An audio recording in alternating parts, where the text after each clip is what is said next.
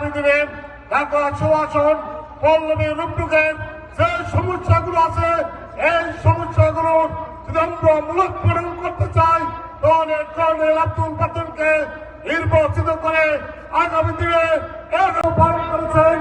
যিনি শুরু করেন শিক্ষা ডিপার্টমেন্টে বিভিন্ন কলেজগুলোর অধ্যক্ষের দায়িত্ব পালন করেছেন।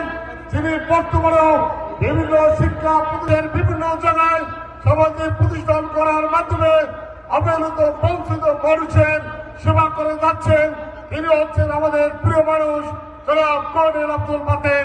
তাই আগামী দিনে ঢাকা সুশাসন পল্লবী রূপটুকের যে সমস্যাগুলো আছে এই সমস্যাগুলোর যদি আমরা মূলোৎপাটন করতে চাই তাহলে